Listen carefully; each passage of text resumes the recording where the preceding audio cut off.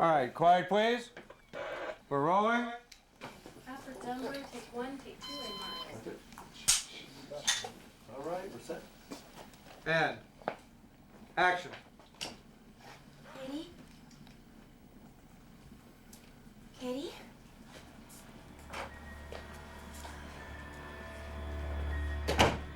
Katie?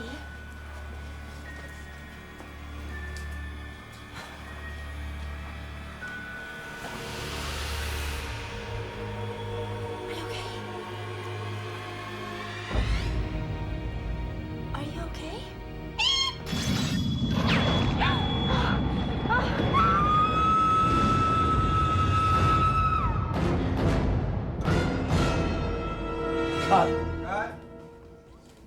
That's good. That's good. This is out-of-the-box comedy. The scary movies have definitely captured the same feeling of Airplane, of The Naked Guns. I just want to tell you both good luck. We're all counting on you. It's out there. It's non-apologetic humor. Well, our approach to Scary Movie 3 was not just to have a very funny movie, but a movie that also had some style and looked great. We have a big responsibility because our parody has to look at least as good as the movies we are spoofing, otherwise that gets in the way of the humor. So that's really a great process, and we took a lot of trouble to make the movie look good. So it's not just a joke book. It's a fun movie to see and looks great too. The script 4 months ago has virtually no relation to what we actually shot. We never stopped writing all through production. What is it? What is the line? Well, there is no line because it's not the There's script. no line? We changed it all. We're hitting a different person. Oh, that's right. I don't know if there's any jokes that survive from that first draft because everything just got better. So I think we have two different ways. It got to be some days my assistant, Phil Dornfeld, and I were actually writing the script in the trailer between shots. Every day, it amazes me because the writers will write something, and 4 days later, we're filming it, and we have this huge, amazing set and these amazing costumes, and everything just suddenly appears. You never stop writing comedies, even if after you shoot them in the editing room, you are still in a way rewriting the material. That never stops. The line is, George, save us. It was a bit challenging at times. For example, there's material that we are parodying in the movie. The movie that we are spoofing didn't even come out until the middle of our schedule. But in some ways, that kept it fresh and kept us on our toes. I mean, at one point, we took a 2-week hiatus, and we flew into LA just to see Matrix. But you can call me the Oracle, and don't worry about that vase. What vase? We wrote the parody from the trailer, and then when we saw the movie, we added other scenes. That vase. I think the interval between seeing the movie and shooting the material, the spoofs, was about 3 weeks. But you've got to keep right up to them, or else we totally lost this one. It's such a joy to be a part of it, with so much talent that's around you, and you have so many different levels of funny. And with the cast that we have, you see all those levels, like with Anna. Anna can just look at you and you crack up. She has the most, her face expressions, she can just... Orpheus, what are you doing? I thought there was a war coming. She has this voice that's like almost this, she does this this breath thing, and she has these wide eyes, and she's just so cute. Because she plays that aloof, nobody's home thing to the T. Huh? What? Why? Had to take a cab, black man on the corner. It's like she's got one brain cell and is stuck on stupid. And just her having to do that for like 6 months is funny. You know what I mean? And in between scenes, she just kind of comes up to you all cool and mellow like this, and then she'll say some crazy stuff. So it's like, she kept me laughing. She is, Anna's a complete dream to work with. She knows what she's doing, and she gets the jokes. So she does things. I don't have to say, raise your left eyebrow and curl your mouth. She does all the takes, and she makes it better than what's written on the page. Okay, sure. And it's nice to be able to come to this having played this character 2 other times. I feel like I have a really solid hold on what I'm doing. What am I gonna have to do? The first movie, I was scared out of my mind. It was my first big movie. I had no idea what I was doing. I thought they were gonna fire me any day. So I remember doing scenes with her, and I would just crack up, like in the middle of the take, because she'd just give me this look, and I'd just die. Simon's great. When he plays George, he's so sincere and sweet, and his eyes get so wide, and he's kind of like... You did the story on our cop cycle. And then I look back and it's the same thing. We have this wide-eyed, kind of dumbfounded look on our faces all the time. I don't know if there's anybody who made me laugh more than Simon Rex. You know your teacher, Miss Brenda? Yeah. She's dead! Gone forever! Died a horrible, painful death! Gone, gone, gone, just like your dog! My dog's dead? I just ran him over with the car when I drove in! I think he's absolutely one of the funniest actors in the movie. He is very tricky for Simon. He's got to play a guy that's both stupid and the romantic leading man. And that was hard to pull off. He's just goofy. It's weird. He's so funny. He always lifts me up and stuff. Yeah, he's a complete moron. He just doesn't get it, which is so fun to play. Basically, the guy is clueless, and the audience is along with him for this joyride of what's he gonna do wrong next. For his cell phone, he let me do the message. It was, "Hi, you've reached Simon Rex's personal secretary. He's not able to get to the phone right now, so if you could please leave a message after the beep. I'm sure he'll try to get back to you. Sucker."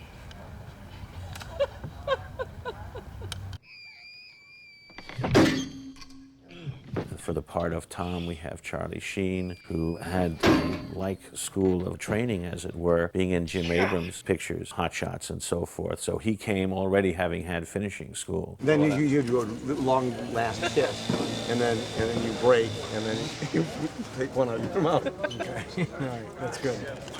See, I think this is funny. Well, with Charlie and I've seen him do comedy, and he has a natural instinct. And in Spin City, you can see when he's in those situations, he knows where the joke is. This is your wife. She broke her wiener? I can push things with Charlie and really, like I could with Anna, and really find some new ground. And also, Charlie was really a partner in creating the jokes and finding out how we could get to it better. Oh, how's it going? What did you want to say? How's it going? That's pretty dumb. Hey, baby. How's it going? And also, Charlie would say, well, my character wouldn't say that line. You know, you just give that line to whoever else was in the scene. So Charlie's a very generous actor. It's not all about Charlie when he's on the set, and I appreciate that. It's actually a low-angle hero single on me with a big fan. Well, he actually, it's not far from the truth. Without the fan, it's a single on Charlie, because we don't want to know where he is. You said I got a fan. Yeah. A fan? This morning you said the fan will be blowing. I said nothing about that. Scarf. In the past, we always looked for absolutely straight actors, but in this movie, you know, encouraged by Bob Weinstein, we looked for more comic actors. Eddie Griffin. Eddie's a comedian, so like ain't no telling what's coming out of his mouth. For real though, girl. He is gonna hit you with some crazy. I mean, you just never get a chance to kind of relax because you're laughing too hard, on screen and off screen. Latifah got the hots for me. Okay, very quiet, folks. Just like that. Women find me hard to resist. Daddy look good. The bitches continue. Excuse me. Me and Latifah, we got, you know, spot on chemistry. You know, it's just like, Aight. you know, rhythm. Aight. Hey, baby. Yeah, he like them thicky ickies. You know what I'm saying? Thicky ickies, baby. I like them thick, nasty. Got to know what to do with this. Thick as a brick. Queen Latifah, she's comfortable in either comedy or drama, which is great for a movie like this. And she has one of the most important parts in the movie, and her scenes with Anna are among the best in the movie. Scott? Very nice. That was great. Jeremy Piven is a comic. George Carlin, of course. And the architect. Having George Carlin in this movie, first of all, it's like having one of the gods come down from Olympus to say, hey, this might be fun for a day, and show up because he was a hero of, you know, for all of us. I put it in the wrong box and returned it to Blockbuster instead of my copy of Pootie Tang. It's been circulating and killing ever since. Just like Pootie Tang. Goes without saying, one of the funniest humans ever. I don't know if I ever would have thought of him because I'm just so trained to cast Robert Stack and Leslie Nielsen and Peter Graves and the straight actors, but he's just terrific because he can also play as straight. Cut. And who else am I missing? The rappers, Pamela Anderson. Well, those aren't comedies. Yeah, those aren't comedy, but but there's a lot of comedians in every situation. Did he do something in the back? Of course. It's so amazing to have all these unbelievable cameos. It's just like one delicious little scene after the next. The way we approach the casting is really in the same way as our movie is built of scenes you'd like to see. It's built with people you'd like to see, very credible actors people are familiar with, that one might not normally expect in a picture like this. So it's a nice surprise, and it's great for us because our cast are all wonderful performers, and it's a real treat as people come in and out of the movie to be able to work with them and the combinations of them. That was my impression of a rich white guy laughing. They always tell the awful joke first. You know, he says, so anyway, I'm sitting at dinner and I tell this guy, I say, pass me a stapler, okay? But when you do, make sure staples are in it or else I can't staple anything. Kevin Hart, a stand-up comedian who showed up to fill in for somebody at the cast read-through, around the table read. And he was so funny, we asked him to, well, could you write some more lines for the character? And then we cast him as the character. And then that was supposed to be like a page. And it turned out to be one of the major roles because he just was so funny. Sometimes you gotta do all that stuff. You understand what I'm saying, baby? You gotta pop and lock sometimes because that's how you keep it hot. If you don't, then how the grill gonna cook? You understand what I'm saying? The grass gotta be cut. Mow it, baby. I feel you. All right? All That's right. what I'm saying. All right. Well, See you damn. later. Whoa. Okay. I'm all right.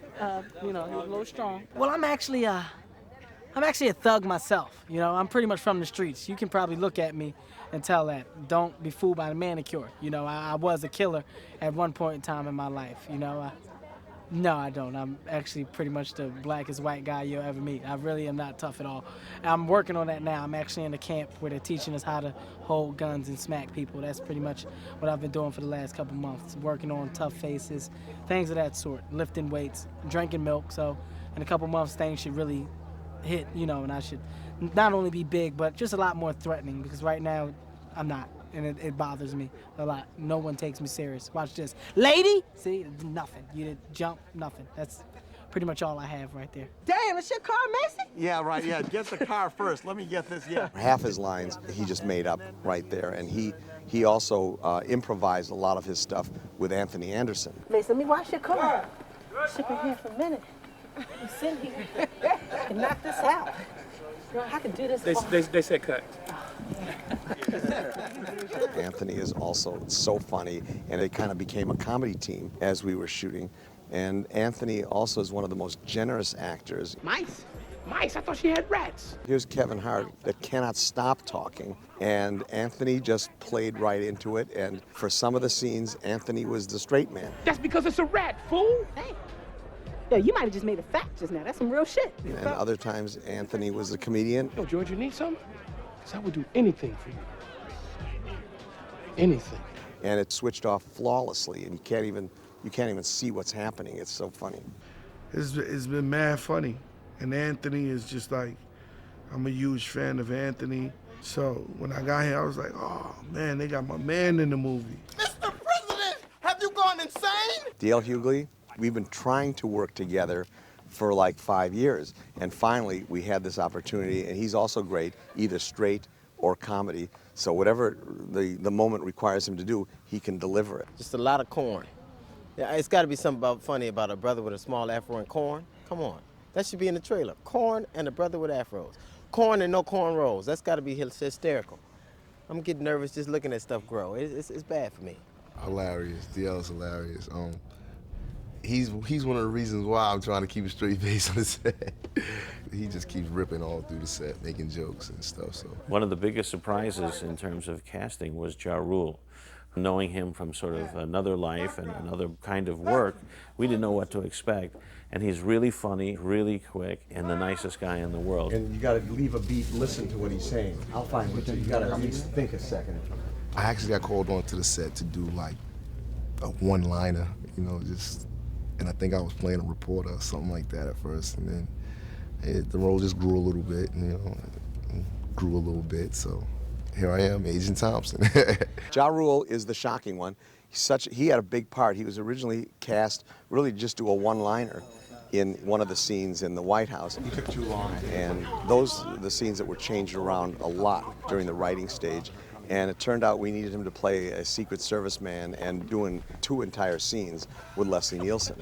And he absolutely stepped up to the plate. He was great. Leslie's been great, you know, been teaching me stuff about the act. You know, he's been doing it for years. He was telling me about Broadway in 1955, so, you know, he's been around the block. So, yeah, I'm definitely here picking up a lot of pointers from them guys. All I can say is when you work with Leslie Nielsen, you appreciate medication. You really do. Working with Leslie Nielsen was like old home week. We hit the ground running from the last Naked Gun that we did, and it was just great to be back with Leslie. He's, of course, like driving a Lamborghini, and just he's all his scenes are among the best in the movie. Jerry's kid's my ass. That's good.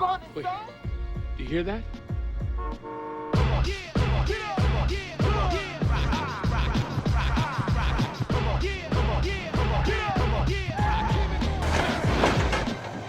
We should cut. Cut!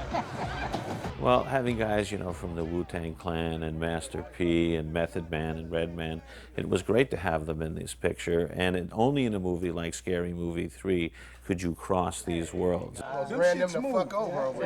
that was amazing. I wasn't really familiar with a lot of them, a lot of the rappers before I got onto this production. When you look on the set and see all these different rappers and the whole crew, it's like, wow. It's like, you know, it's almost like going to do a concert. This right here, this is like We're hanging out with Master P, Raekwon, the RZA, You God, Macy Gray. Macy Gray. You know what I'm saying? I'm playing one of the most important, most incredible, most genius artists of our time, Miss Macy Gray. Macy is outrageous. She is a trip, you know, from the first time she showed up to the set. At first I wasn't sure. I thought she was pulling my leg, but this is a free soul. I'm gonna just try to really, you know, get into her psyche and get into her heart and just really be her for a couple of days and just try to really pour myself into her. And I know I'll never, you know, get to that level where I become her, but I'm just gonna really do my best. It was real funny because, you know, because you listen to these guys, you watch these guys all the time, but then when they come out and you work with them, whatever, you see that they're just as real as you are, you know, and that stereotypes mean nothing. It's Wait a great. minute, let me say something. We love her. See, even he thinks I'm me. Hanging around with Redman, Method Man, Master P, the Wu-Tang Clan, you know, like those are people that normally, if they were walking down the street, I would cross. It's all about me, P. What I'm trying to tell you, nigga, you need to sign me. I'm working on this album. Man, stick to making a movie. Hold on, wait, but listen to this song first. Niggas don't know. My son has all your albums. Okay. You sure, P? Let's do this, man. Let's do this. Check this out, P. If you got it, holler at me. Do it on the Go back in the car. Okay, Go back. okay, this is that. All right. Wait. Water don't shine. Wait till spring after the come. movie. Okay. Wait till after the movie. I can spit it for you? Yeah, after the movie. Give me a come on thing. That's what I'm trying to tell you. All right, just P. Come on, everybody. Come on, P. Nothing? But, we were up here and we got to know each other, and they saw that I was a thug. You know, they took me serious because they knew what I was about, you know. Once again, I'm lying. I'm really not about nothing, but I tried to make myself seem like I was when they were here. They didn't buy it, but we had fun though, you know. I made them laugh, and that's what was important, you know. They liked me just as much as I liked them, and till this day, I'm probably still gonna buy the albums because of that, though. Yeah. Are y'all ready to go step? Well, let's go do this, because I'm hyped right now, I'm real hyped. Step in my shoe, bitch. Call me another bitch again and I'll park your truck dead in your ass. I'm gonna bust this shit right now. Man, you ain't gonna bust a motherfucking thing. My nuts bigger than you, fool. Oh, my new country made from short Bourbon Street type mark.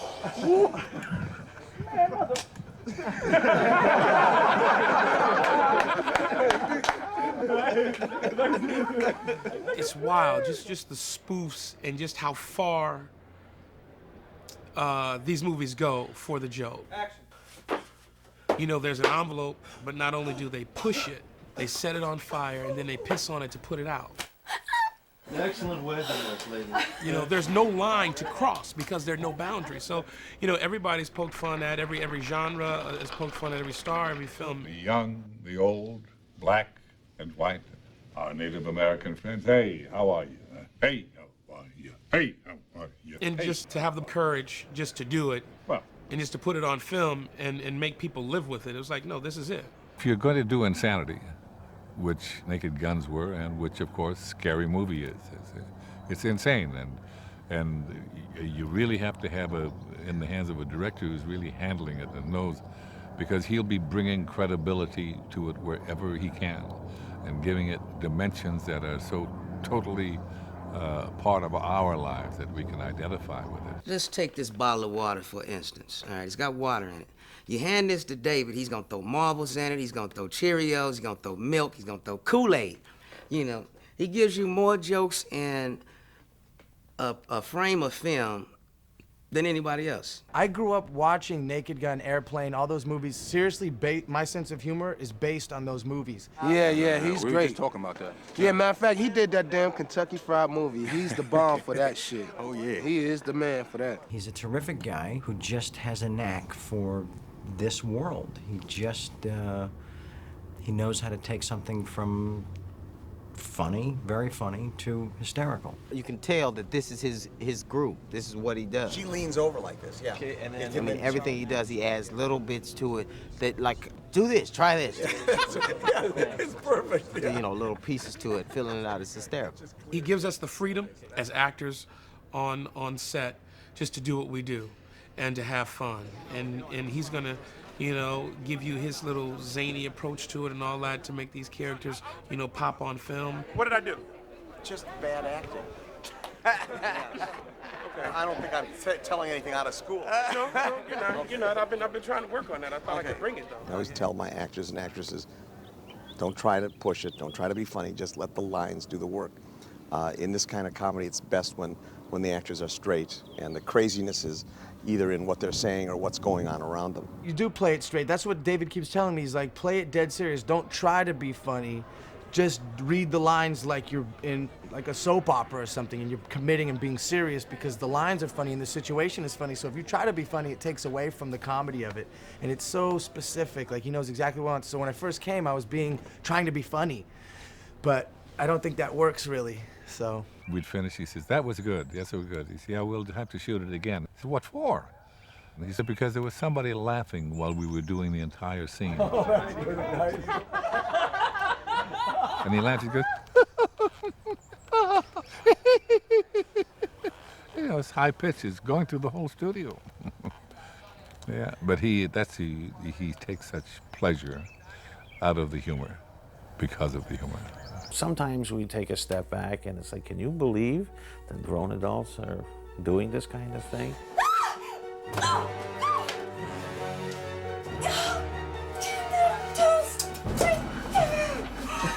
It's kind of hard to describe what the boundaries of our humor are. And that's a great reaction. There are some things that someone else might think, hey, that's pretty funny. And I might think it's pretty disgusting, or someone thinks it's really clever. But, you know, it's not enough to be just clever, you have to be funny too. But for us, I guess we just try and make ourselves laugh. I'm not trying to guess what's going to be funny with some other audience someplace else. If it's making us laugh, then we think we've got it. And our hope is there's enough overlap between what we find funny and what other people find funny as well.